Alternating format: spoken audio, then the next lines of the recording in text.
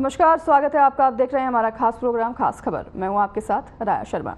देखिए, हरियाणा में कांग्रेस के लोकसभा प्रत्याशियों के चयन का विवाद सुलझने के लिए कांग्रेस पार्टी हाईकमान की ओर से बनाई गई उच्च स्तरीय कमेटी की उलझती हुई नजर आ रही है, क्योंकि रविवार को कई घंटे तक चली बैठक में प्रत्याशियों को लेकर सहमति नहीं बन पाई है। तो वहीं लोकसभा चुनाव को लेकर अगर बात करें तो बीजेपी ने अपना चुनावी घोषणा पत्र जारी कर दिया है। इस घोषणा पत्र को बीजेपी ने संकल्प पत्र का नाम दिया है। बीजेपी के घोषणा पत्र में किसानों, युवाओं और महिलाओं पर फोकस किया गया है। तो वहीं बीजेपी की तरफ से कहा गया कि वो ज्ञान, गरीब, युवा, अन्नदाता व नारी शक्ति को लेकर आगे बढ़ रही है और 2047 तक विकसित भारत के निर्माण का संकल्प ले रही है। तो इस दौरान पीएम मोदी ने देश के 4 अलग अलग वर्गों को अपना संकल्प पत्र सौंपा। इन 4 लोगों में हरियाणा के किसान प्रतिनिधि के नाते झज्जर जिले के रहने वाले किसान रामवीर को संकल्प पत्र भी सौंपा गया, जो कि हरियाणा के लिए काफी गर्व की बात है। वहीं किसान रामवीर को पीएम किसान निधि, फसल बीमा योजना, पशुधन योजना, इन सबका लाभ मिला है। इसके साथ ही पीएम मोदी ने कहा कि बीजेपी देश हित में बड़े और कड़े निर्णय लेने से कभी पीछे नहीं हटती। और उन्होंने आगे कहा कि हमारे लिए दल से बड़ा देश है। वहीं नारी शक्ति वंदन अधिनियम अब कानून बन चुका है। बीजेपी ने आर्टिकल 370 हटाया और हम सीएए का भी जिक्र करते हुए पीएम मोदी ने तमाम बातें अपने भाषण में कही। तो वहीं आपको बता दें कि अब इस पर सियासत छिड़ गया है और विपक्ष का भी पलटवार वार आना शुरू हो गया है, जिसमें उन्होंने बीजेपी पर वार करते हुए कहा कि बीजेपी जुमलों की पार्टी है।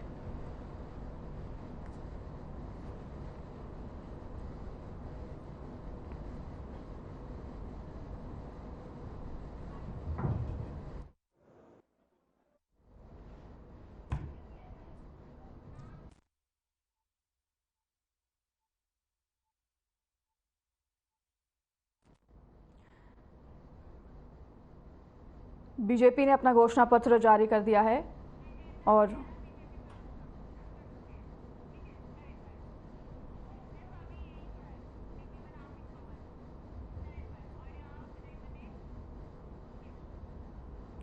तो आज इन्हीं तमाम बातों पर हम चर्चा करेंगे। इसको लेकर विजेंद्र नेहरा, बीजेपी प्रवक्ता, हमारे साथ जुड़ गए हैं। आपका बहुत स्वागत है विजेंद्र जी हमारे चैनल पर और हमारे इस चर्चा पर। आपसे सबसे पहला सवाल यही होगा कि जो भी मैनिफेस्टो जारी किया गया है बीजेपी के द्वारा, उस पर प्रकाश डालिए हमारे दर्शकों के लिए। देखिए, माननीय प्रधानमंत्री श्री नरेंद्र मोदी जी ने जो संकल्प लिया है आने वाले 2047 तक इस भारत को विकसित बनाने के लिए, उस दिशा में भारतीय जनता पार्टी ने अपना जो मैनिफेस्टो है वो जारी किया है। और ये जो घोषणा पत्र है ये भारतीय जनता पार्टी ने नहीं, ये देश की जनता ने बनाया है। इस मैनिफेस्टो के लिए बाकायदा भारतीय जनता पार्टी ने एक कमेटी का गठन किया था। उस कमेटी ने अपनी जो रिपोर्ट सौंपी है, उन रिपोर्ट के आधार पर जो देश की जनता ने अपने सुझाव दिए, उन सुझावों को मानते हुए माननीय प्रधानमंत्री जी के विजन को लेकर के, और खासतौर पर हरियाणा की अगर मैं बात करूं तो विकसित भारत, विकसित हरियाणा का जो संकल्प भारतीय जनता पार्टी ने माननीय प्रधानमंत्री नरेंद्र मोदी जी के नेतृत्व में देखा है, उस सबको पूरा करने के लिए ये संकल्प है।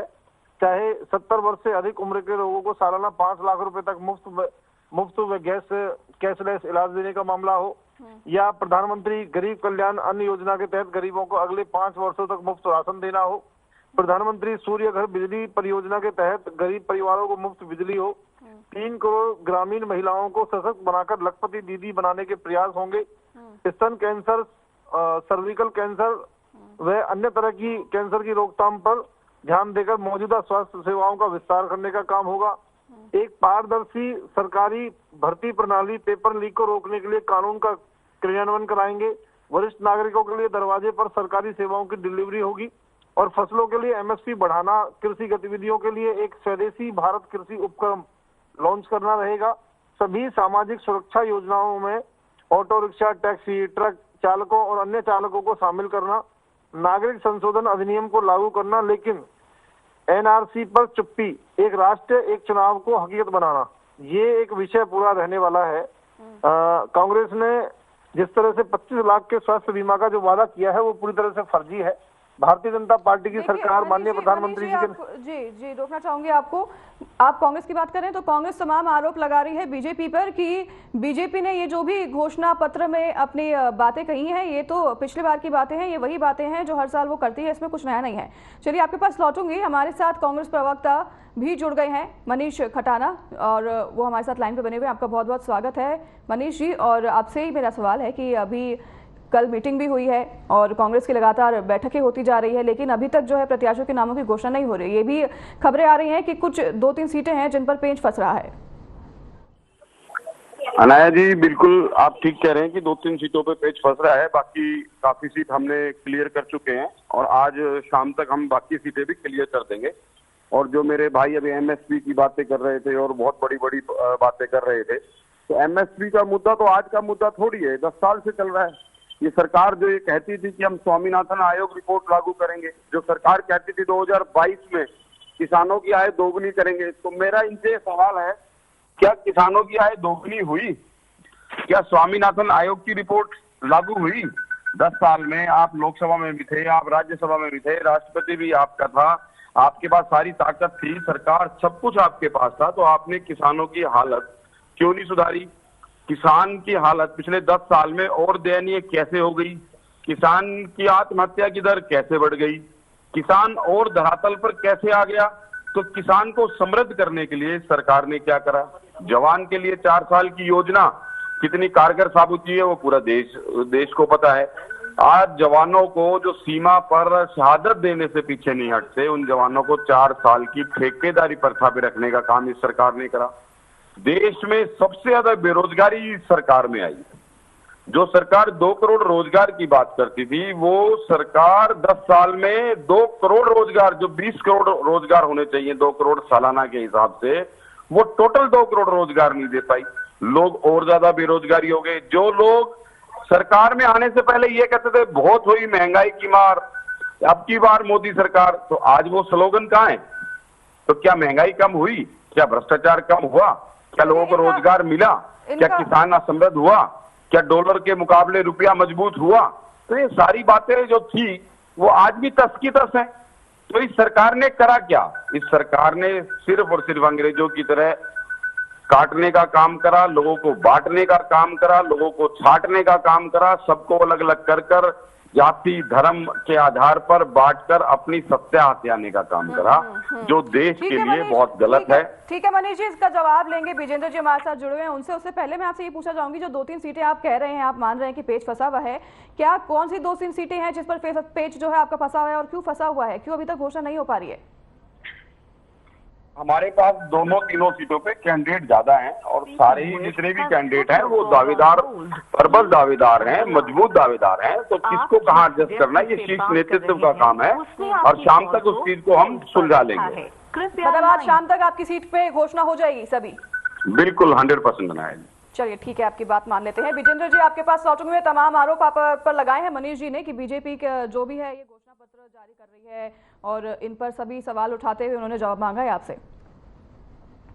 कांग्रेस पार्टी का जमीन पे कोई आधार नहीं है, संगठन नहीं है, नेता नहीं है, नीति नहीं है, भ्रष्टाचार में अखंड डूबी हुई पार्टी है, परिवारवाद को साथ लेके चलने वाली पार्टी है। कैंडिडेट्स, इसलिए अभी तक घोषणा नहीं हो पाई है। देखिए, कांग्रेस पार्टी मैदान में आने से डर रही है। जब भारतीय जनता पार्टी ने 1 महीने पहले ही अपने लोकसभा प्रत्याशियों की घोषणा हमने कर दी, वहां आज कांग्रेस पार्टी को दूरबीन लेकर ढूंढने से भी प्रत्याशी नहीं मिल रहे हैं। इनके मैदान में आने से प्रत्याशी डर रहे हैं। कौन सा बड़ा ऐसा नेता है, भूपेंद्र सिंह हुड्डा जी, रणदीप सुरजेवाला जी, कुमारी शैलजा जी, किरण चौधरी जी, एक भी नेता चुनाव नहीं लड़ना चाहता। सब हाथ जोड़ के खड़े हैं, सभी नेता हाथ जोड़ के खड़े हैं कि भाई मैं चुनाव नहीं लड़ना चाहता। केंद्रीय नेतृत्व चुनाव लड़ना चाहता है, बेचारे मना कर रहे हैं। दूसरा, आपको मैं बता दूं, बिना दूल्हे की बारात है ये जितना भी एनडी गठबंधन या कांग्रेस पार्टी बिना दूल्हे की बारात है। मुझे बताइए, देश का चुनाव हो रहा है, प्रधानमंत्री चुनने के लिए चुनाव हो रहा है, इनका प्रधानमंत्री का उम्मीदवार ये भी सामने नहीं है, ना इनका प्रधानमंत्री का उम्मीदवार देश के सामने है। क्या बिना ड्राइवर के गाड़ी चल सकती है? क्या देश की जनता किसी ऐसे व्यक्ति, ऐसी पार्टी को वोट कर सकती है जिसका प्रधानमंत्री का उम्मीदवार ही मैदान में ना हो?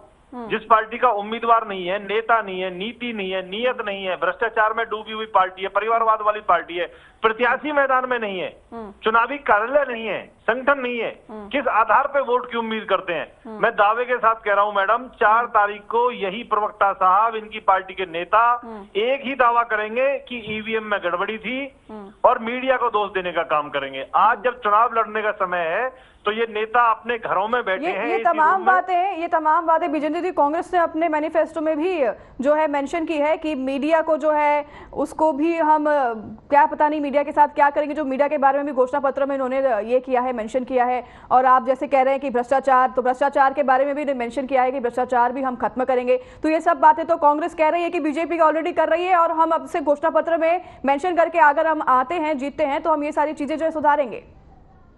देखिए, मैं वही तो कह रहा हूं आपको, आने के जो लक्षण हैं, आने के जो आधार हैं, वो तो दूर दूर तक कहीं दिखाई नहीं देते हैं। क्योंकि जिस पार्टी की तैयारी होती है वो भारतीय जनता पार्टी की तरह होती है। हमने एक दिन में लोकसभा के कार्यालय खोल दिए, एक दिन में 90 की 90 विधानसभाओं के कार्यालय खोल दिए, प्रत्याशी 1 महीने पहले घोषित कर दिए। हमारे प्रत्याशी रूपी जो पहलवान है वो अखाड़े में दंड पेल रहे हैं और अपना लंगोट घुमा रहे हैं। ये डरे हुए कांग्रेसी है, इनके पिंडली कांप रही है। ये डरपोक लोग मैदान में ही नहीं है, इनका संगठन नहीं है, कुछ नहीं है, इनके नेता डरे हुए हैं, इनके कार्यकर्ता और नेता इनके एसी रूम में सोए हुए हैं। जनता का आशीर्वाद प्यार हमारे साथ है, भारतीय जनता पार्टी के साथ है। 10 की 10 लोकसभा जीतेंगे, करनाल का उपचुनाव जीतेंगे, जनता के आशीर्वाद से जीतेंगे, अपने संगठन के दम पे जीतेंगे, नेतृत्व के दम पे जीतेंगे, योजनाओं के दम पे जीतेंगे। और ये भारतीय जनता पार्टी है, ये चुनाव के समय नहीं, पूरे 365 दिन भारतीय जनता पार्टी का कार्यकर्ता और नेता चुनाव के लिए तैयार रहते हैं। ये कांग्रेस पार्टी की तरह नहीं है। कांग्रेस पार्टी के ऊपर आज एक उदाहरण मुझे बहुत अच्छा याद आता है कि पल्ले नहीं है दाने और अम्मा चली भुनाने, तुम्हारे पांव के नीचे जमीन नहीं, और कमाल यह है कि फिर भी तुम्हें यकीन नहीं। आज कांग्रेस पार्टी की हालत मैडम ऐसी हो गई है कि कोई व्यक्ति जब देरी से आता है ना, तो भंडारे में जब देरी से पहुंचता है तो अंदर जाता है तो भूख लगी होती है, प्रसाद खत्म मिलता है क्योंकि देरी से आया है। बाहर निकलता है तो चप्पल गायब मिलती है। तो कांग्रेस पार्टी जब उतारेगी प्रत्याशी मैदान में, तब उतारेगी जब तक भारतीय जनता पार्टी लगभग पूरा चुनाव जीत चुकी होगी। आप मुझे बताइए, 25 तारीख को, 25 मई को हमारे यहाँ वोटिंग होनी है। आज हम और आप जो बात कर रहे हैं, कितना समय हमारी इसको रह गया, आज 16 अप्रैल को हम लोग बात कर रहे हैं जी। आज आप देखिए कि क्या कितने दिन रह गए हैं चुनाव में। आज तक भी कांग्रेस पार्टी के पास में अगर प्रत्याशी नहीं है, 34 दिन रह तो ये डरे हुए लोग हैं। ठीक है विजेंद्र जी, आपके तमाम सवालों के जवाब मनीष जी से लूंगी। मनीष जी कह रहे हैं कि आपके तो प्रधानमंत्री के उम्मीदवार ही जो नहीं है अभी तक, आप कैसे और लोकसभा चुनाव लड़ रहे हैं, अभी तक आपने प्रत्याशी घोषणा नहीं की है, 34 दिन रह गए हैं और तमाम आरोप लगा रहे हैं आपकी पार्टी पर। अनाया जी, मेरे को लगता है मेरे भाई कहीं बाहर से आते हैं, हरियाणा से नहीं होंगे। इनको ये नहीं पता जिन लोकसभा उम्मीदवारों की इन्होंने घोषणा करी, आधे से ज्यादा तो हमारे से किराए पे लिए हुए हैं। और वो उम्मीदवार जो आज बीजेपी में शामिल होकर लड़ रहे हैं, उन उम्मीदवारों को गाँवों में घुसने नहीं दिया जा रहा। शायद ये हरियाणा में नहीं रह रहे, हरियाणा के गाँवों में घुसने नहीं दिया जा रहा है इनके उम्मीदवारों को, जो 365 दिन और चुनाव मोड की बात कर रहे हैं। मेरे भाई कह रहे बिना ड्राइवर की गाड़ी, तो राजस्थान का चुनाव और छत्तीसगढ़ का चुनाव जो आपने लड़ा मध्य प्रदेश का, उसमें कौन ड्राइवर था? जो मुख्यमंत्री का, तो उसमें कौन सा ड्राइवर आपने डिक्लेयर करा था?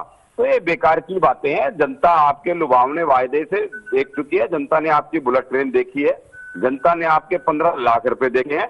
और हरियाणा की जनता ने खास तौर पर उन महिला पहलवानों के साथ जो बीजेपी भारतीय जनता पार्टी के सांसद ने किया, और एक भी सांसद की हिम्मत नहीं हुई, एक भी सांसद की, हरियाणा के 10 के 10 लोकसभा सांसदों में से किसी की हिम्मत नहीं हुई कि जाके उन बहन बेटियों के पक्ष में 2 शब्द सहानुभूति के बोल सके। ये बात करते हैं, ये जनता के सामने वोट मांगने जाएंगे। इनसे ये पूछिए, क्या आप उन महिला पहलवानों के समर्थन करते हो या नहीं करते हो? आप इनसे भी पूछ लीजिए, बता देंगे। क्या आप उस बीजेपी के बृजभूषण सांसद का समर्थन करते हो, या वो हरियाणा और वो देश की बेटियां जिन्होंने देश का गौरव बनाने का काम करा, जो जंतर मंतर पर बैठी रही, जिनको पुलिस द्वारा लाठियों द्वारा पीटा गया, क्या ये उनका समर्थन करते हैं? इनसे एक बार जरूर पूछना कि आज ये किसका समर्थन करते हैं। उन 750 किसानों की शहादत को समर्थन करते हैं, या मोदी जी जब टीवी पर आकर रात को माफी मांगकर ये कहते हैं कि काले कृषि कानून वापस लिए गए, या ये उस बात का समर्थन करते हैं? ये समर्थन करते हैं उन किसानों को जिनको खालिस्तानी बोला गया, जिनको आतंकवादी बोला गया, जिनको कांग्रेसी बोला गया, ये उसका समर्थन करते हैं। अरे जिस सांसद दीपेंद्र सिंह हुड्डा को अपनी बहन बेटियों का हालचाल पूछने के लिए नहीं मिलने दिया गया, धारा 144 का हवाला देकर, लोकतंत्र की प्रत्येक दिन हत्या करने वाले लोग आज टीवी पर बैठकर बड़ी बड़ी बातें कर रहे हैं। हरियाणा में घुसने नहीं दिया जा रहा इनको। जी, अगर कांग्रेस की विचारधारा इतनी अच्छी है, आप एथलीट्स की बात कर रहे हैं, तो हाल फिलहाल में ही आपका एक एथलीट जो है, खिलाड़ी जो है बीजेपी में शामिल हो गया, यही कहकर कि जो बीजेपी है उसकी विचारधारा से वो मेल खा रहे हैं। गौरव वल्लभ जो है आपके प्रवक्ता, वो भी अभी बीजेपी में शामिल हो गए हैं, यही कहकर कि बीजेपी के विचारधारा से वो मेल खा रहे हैं। चलिए, सब तमाम बातों पर आपसे मैं फिर से लौटूंगी, आपके पास चर्चा करूंगी, अभी बने रहिए हमारे साथ। हमारे संवाददाता ओपी शर्मा चंडीगढ़ से जुड़ गए हैं। ओपी, अगर हम बात करें ग्राउंड की, तो क्या कुछ नजारा देखने को मिल रहा है, कैसी तस्वीरें सामने आ रही है बीजेपी के लेकर, बीजेपी प्रत्याशी जो है उनको लेकर, और कांग्रेस जो है वो जल्दी अपनी घोषणा जो है करने वाली है प्रत्याशियों की, लेकिन किस पार्टी की तरफ ज्यादा पलड़ा भारी दिख रहा है ग्राउंड पर? देखिए ना, अगर हम इस वक्त की बात करें तो कांग्रेस ने जब अपने प्रत्याशियों की घोषणाएं नहीं की तो पलड़ा तो बन ही नहीं सकता। जाहिर सी बात है, बीजेपी ने अपने 10 के 10 प्रत्याशियों की घोषणा जो है उसमें कर दी है। तो और वो जो है विधानसभा के ऊपर जब अपनी रैलियां करें, करीबन 2 दर्जन से ज्यादा उनकी रैलियों का जो है आयोजन हल्का स्तर पर हो चुका है। तो ऐसे में कहीं ना कहीं जो है भारतीय जनता पार्टी हावी दिखाई दे रही है। लेकिन जब कांग्रेस मैदान में आएगी और इनेलो मैदान में आएगी, जेजेपी मैदान में आएगी, तभी पता लगेगा कि भारतीय जनता पार्टी जो हल्का स्तर पर रैलियां करें, जो उनकी तरफ से दावे किए जा रहे हैं, उनकी हकीकत जो तभी जो है वो तभी सामने आएगी। लेकिन फिलहाल ये कि कांग्रेस को शायद अब अपने प्रत्याशियों की जो है घोषणा जल्द से जल्द कर देनी चाहिए। उम्मीद की जा रही है कि कल शाम तक जो है वो 5 प्रत्याशियों के नामों की कहीं ना कहीं घोषणा जो हो जाए। 3 प्रत्याशियों को लेकर जो कांग्रेस में है वो उनके नाम पर सहमति बनने की बात सामने आ रही है। अंबाला से जो वर्तमान में मुलाना से विधायक वरुण कुमार है, उनका नाम सामने आ रहा है। रोहतक से दीपेंद्र हुड्डा और सिरसा से जो कुमारी शैलजा है, उनका नाम एक तरह से फाइनल होने की बात जो सामने आ रही है। जी, कल जो बैठक हुई है उस पर दीपक बाबरिया जो है प्रभारी, उनका बयान सामने आया कि 2-3 सीटों पर जो है पेच फंस रहा है, और ये भी खबर सामने आई कि कुमारी शैलजा जो है और सुरजेवाला जो है वो नहीं पहुंचे थे कल मीटिंग में। क्या कुछ ये पूरा मामला है? देखिए अनाया, अगर बीजेपी कांग्रेस की बात करें तो कांग्रेस में गुटबाजी हमेशा से ही कहीं ना कहीं रहती है। और कल अगर हम ये माने कुमारी शैलजा और रणदीप सिंह सुरजेवाला का बैठक में नहीं पहुंचना कहीं ना कहीं किसी बात की ओर इशारा कर रहा है कि शायद वो अपने किसी प्रत्याशी की जो है वो लाइजनिंग कर रहे हैं, और शायद उनका पक्ष जो ज्यादा नहीं दिखाई दे रहा है। तो इसी के चलते उन्होंने विरोध किया। क्योंकि अगर हम हिसार की बात करें तो हिसार से बताए जा रहे हैं कि जो पूर्व मुख्यमंत्री भूपेंद्र सिंह हुड्डा है, वो पहले नंबर पर जो पूर्व कांग्रेस के विधायक रामनिवास घोड़ेला है, जो प्रजापति से बात चाहते हैं, उनको टिकट दिलवाना चाहते हैं। और दूसरे नंबर पे उनकी जो पसंद है वो जयप्रकाश दलाल है। जबकि हिसार की बात करें तो हिसार से जो निवर्तमान सांसद ब्रजेंद्र सिंह जो बीजेपी से जीते थे, वो भी कांग्रेस में वापस के हैं।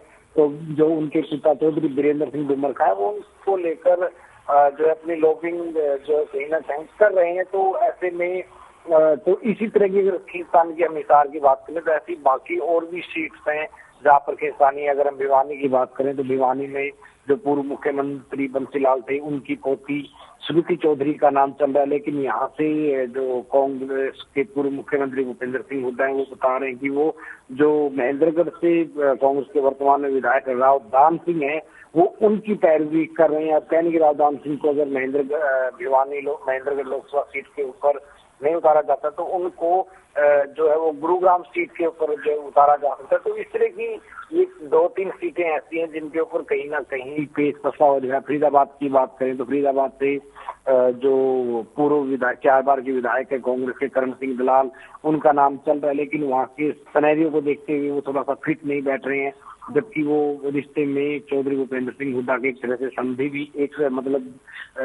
भी है। तो कहीं ना कहीं इस तरह के पेच इन 3 से 4 सीटों के ऊपर आमतौर पर जो है वो कांग्रेस में दिखाई दे रहे हैं। और जिसके चलते करीबन ये माने कि 7 के आसपास जो है वो बैठ के स्क्रीनिंग कमेटी की हो चुके, लेकिन फैसला अभी तक जो कहीं ना कहीं 3 सीटों के ऊपर ही होता हुआ दिखाई दे रहा है। लेकिन जिस तरीके से हरियाणा में भारतीय जनता पार्टी का प्रचार जो तेज होता जा रहा है, तो कहीं ना कहीं कांग्रेस को जल्द से जल्द अपने प्रत्याशी जो घोषित करने होंगे। वरना साल 2014 और 2019 में जो कांग्रेस 55 वोटों तक जो 50 से 55 वोटों के बीच में सहमति हुई है, तो शायद इस बार जो सत्ता बनाने का सपना देख रहे हैं उसमें कुछ दिक्कतें जो है वो पैदा हो सकती है। हालांकि कौन प्रत्याशी जीतेगा कौन नहीं जीतेगा ये फैसला जनता तय करेगी। लेकिन एक बात और भी कहना चाहूंगा कि कांग्रेस में एक ट्रेंड जो हमेशा यही रहता है कि ये नामांकन के आखिरी तक जो कहीं ना कहीं सीटों की जो घोषणा करते हैं। 2009 के चुनाव में कुछ ऐसा ही हुआ था और 2014 के चुनाव में भी ऐसा ही हुआ था। जब आचार संहिता लगने के बाद नॉमिनेशन काम शुरू हुआ था तो अशोक कंवर को, जो वर्तमान में बीजेपी से सिरसा के सांसद है, उनको सिरसा से एकदम जो है वो पैराशूट के तौर पर जो है वो उतारा गया था। तो कह सकते हैं कि कांग्रेस की एक प्रैक्टिस भी है, लेकिन अब शायद अगर कांग्रेस भारतीय जनता पार्टी से कहीं ना कहीं मुकाबला करना चाह रही है तो उसको समय रहते जो प्रत्याशी हैं उनकी जो घोषणा जो है कर देनी होगी। क्योंकि अब जिस तरीके से अगर हम बात करें 10 दिन के बाद जो है गेहूं कटाई का और खरीदारी का जो जितना भी सारा काम है वो मंडियों में खत्म हो जाएगा और इसके बाद जो है लोग जो है वो फ्री हो जाएंगे और राजनीति में, चुनावी सियासत की जंग में वो भी जो कहीं ना कहीं इंटरेस्ट लेना शुरू कर देंगे। वर्तमान में बीजेपी भले ही चुनाव प्रचार कर रही है, लेकिन हरियाणा का एक बड़ा तबका जो किसान है वो कहीं ना कहीं खेतों में जो है बीजेपी। तो एक बार अगर हम ये भी माने कि 10 दिन में बीजेपी, ये बात तो आप और हम मान रहे हैं कि कांग्रेस को प्रत्याशी को घोषणा जो है करने में ज्यादा देरी नहीं करनी चाहिए, क्योंकि बीजेपी तो जानी जाती है अपने प्रचार प्रसार के लिए और वो कर रही है। पर लेकिन कांग्रेस अगर ज्यादा देरी करती है तो इसका जो नुकसान है और जो खामियाजा है उसको भुगतना पड़ेगा। लेकिन कांग्रेस को हमसे अगर सलाह लेनी चाहिए तो उसे लेकर जल्दी से जल्दी अपने प्रत्याशी जो है घोषित करने चाहिए। आपके पास लौटूंगी इस चर्चा पर। हमारे साथ उमेश साहब जो हैं चरखी दादरी से बने हुए हैं। उमेश, चरखी दादरी का अगर बात करें तो क्या कुछ तस्वीरें सामने आ रही है? जी आयना, मैं बताना चाहूंगा, चरखी दादरी जिले की बात की जाए तो ये भिवानी महेंद्रगढ़ लोकसभा क्षेत्र के अंतर्गत आता है, जहाँ पे भाजपा द्वारा जो सांसद चौधरी धर्मवीर सिंह को लगातार तीसरी बार यहाँ से प्रत्याशी बनाया गया है। अगर कांग्रेस पार्टी की बात की जाए तो अभी तक यहाँ से प्रत्याशी की घोषणा नहीं की गई, क्योंकि इस सीट पे काफी दाव पेच फंसे हुए हैं, जिसमें जो है ना बंसीलाल जी की जो पोती है श्रुति चौधरी, वो पहले भी सांसद यहाँ से रह चुकी है, तो उनका नाम भी सुर्खियों में है। और साथ में कांग्रेस पार्टी के जो महेंद्रगढ़ से विधायक हैं राव दान सिंह, उनका भी नाम जो है उभर के सामने आ रहा है। तो अभी तक इस चीज का जो है कांग्रेस पार्टी द्वारा प्रत्याशी की घोषणा न कर पाना ये सबसे बड़ी बात है, क्योंकि जब तक कांग्रेस पार्टी का प्रत्याशी यहाँ से डिक्लेयर नहीं हो जाता तब तक लोगों में एक संशय बना हुआ है कि प्रत्याशी चाहे वो राव दान सिंह हो, चाहे वो श्रुति चौधरी या कोई भी कांग्रेस पार्टी जिसको भी यहाँ से प्रत्याशी बनाए, उसके बाद में स्थिति जो है स्पष्ट हो पाएगी। अभी तक देखा जा रहा है कि कांग्रेस पार्टी यहाँ पे जो है ना काफी पीछे नजर आ रही है, क्योंकि जब तक प्रत्याशी घोषणा नहीं हो जाती तब तक लोगों के बीच में जो है ना कांग्रेस पार्टी का एक जनाधार है वो यानी कि और पार्टियों के बजाय कम देखने को मिल रहा है। तो इसको लेकर के काफी लोगों में यही है कि कांग्रेस पार्टी लगातार प्रत्याशी घोषणा में देरी कर रही है, जिसको लेकर लोगों में काफी संशय बना हुआ है कि यहाँ से श्रुति चौधरी को उतारा जाता है या राव दान सिंह या किसी अन्य प्रत्याशी को यहाँ से कांग्रेस पार्टी का उम्मीदवार बनाया जाता है। ये तो आने वाला समय बताएगा, बाकी लोगों में काफी संशय बना हुआ है। ठीक है उमेश, लौटूंगे आपके पास। हमारे साथ मनीष लगातार बने हुए हैं, कांग्रेस प्रवक्ता। मनीष जी, तमाम बातें अभी आपने हमारे संवाददाता से भी सुनी कि ग्राउंड की अगर बात करें तो वहां पर लोग जो है बीजेपी की तरफ ज्यादा उनका पलड़ा भारी होता हुआ दिखाई दे रहा है, क्योंकि आपने तो अभी तक अपने प्रत्याशी की घोषणा नहीं की है। बात चर्चा आप कर रहे हैं कि बीजेपी के प्रत्याशी के खिलाफ विरोध हो रहा है, पर आप अपने प्रत्याशी घोषित तो करिए। नहीं, आपकी अनाया जी बिल्कुल ठीक बात है। बीजेपी के प्रत्याशियों का विरोध हो रहा है, वो चाहे आप सोशल मीडिया पे देखेंगे, चाहे आप न्यूज चैनलों पे देखेंगे, आपको पता चल जाएगा किस तरीके से बीजेपी के प्रत्याशियों को गांवों में घुसने नहीं दिया जा रहा। हमारे प्रत्याशियों में जरूर देरी हुई है, मैं इस बात के लिए बिल्कुल आश्वस्त हूँ कि हम दे रहे हैं, लेकिन आप बिल्कुल चिंता ना कीजिए। जैसा मैंने आपको पहले कहा कि आज शाम तक हमारी सारी लिस्ट फाइनल हो जाएगी और शाम को सारे के सारे कैंडिडेट डिक्लेयर हो जाएंगे। और जितनी बेसब्री से कांग्रेस का कार्यकर्ता कहो, जितनी बेसब्री से हरियाणा का किसान कहो, जितनी बेसब्री से हरियाणा का जवान कहो, जितनी बेसब्री से हरियाणा का महिला पहलवान कहो या हरियाणा के खिलाड़ी कहो या हरियाणा का कर्मचारी कहो या हरियाणा का बेरोजगार युवा कहो, हर वो वर्ग, चाहे वो किसी भी वर्ग की बात करें, हर वर्ग इनकी 10 साल की नीतियों से त्रस्त है, त्राहिमाम है, परेशान है, और वो लोग आज कांग्रेस की तरफ देख रहे हैं। और जैसे ही हमारे प्रत्याशियों की लिस्ट जारी होगी, आप देखना उनका जो कंपेनिंग, जो चुनाव कंपेनिंग का जो तरीका है और जिस तरीके से, क्योंकि लोगों में जो रोष 10 साल से भारतीय जनता पार्टी प्रत्याशी घोषणा करेंगे तो उसके बाद ही देखेंगे। हमारे पास समय की पाबंदी है। विजेंद्र जी, आपके पास लौटूंगी, फाइनल कॉमेंट जल्द से जल्द। सुन पा रहे हैं हमें विजेंद्र जी? चलिए। चलिए तो ठीक है, फिलहाल इस चर्चा में हमारे साथ मनीष जुड़े थे, कांग्रेस प्रवक्ता, आपका बहुत धन्यवाद हमारे साथ चर्चा पर जुड़ने के लिए। विजेंद्र जी हमारे साथ जुड़े थे, बीजेपी प्रवक्ता, आपका बहुत धन्यवाद। और हमारे संवाददाता ओपी और उमेश साहब, आपका भी धन्यवाद हमारे साथ चर्चा पर जुड़ने के लिए, तमाम जानकारी उपलब्ध कराने के लिए। फिलहाल आज के लिए इस कार्यक्रम में हमारे साथ बस इतना ही, फिर मिलेंगे आपसे इसी समय इसी जगह। नमस्कार।